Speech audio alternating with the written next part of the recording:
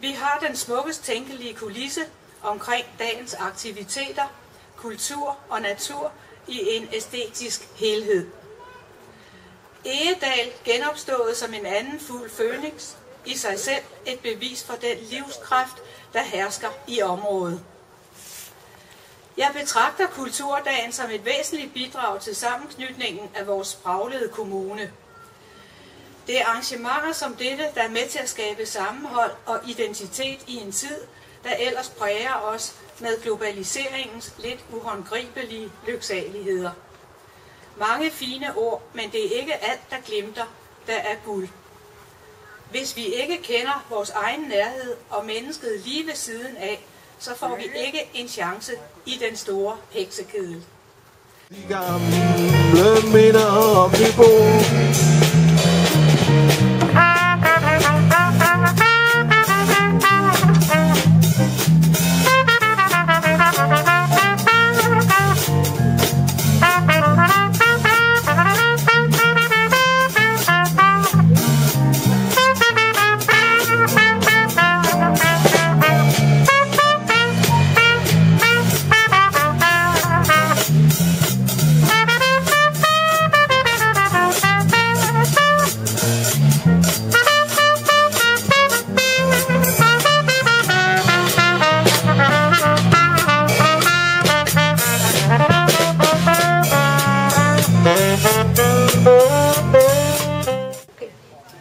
Men altså, det er jo så ned fra det niveauerne. Ja.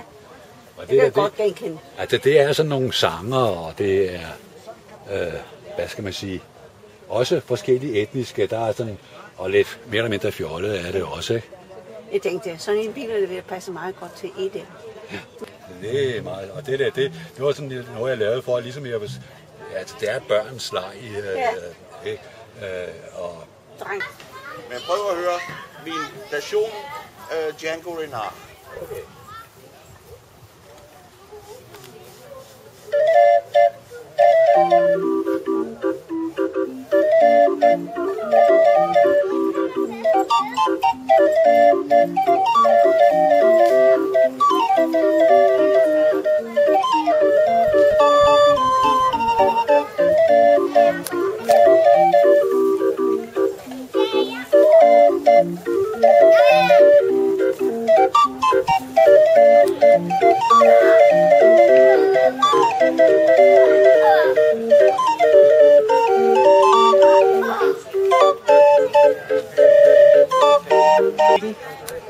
Du skal dreje sådan, så det lyder rigtigt.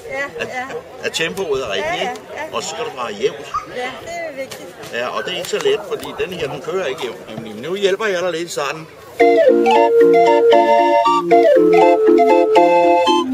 Og så ikke for meget fart på.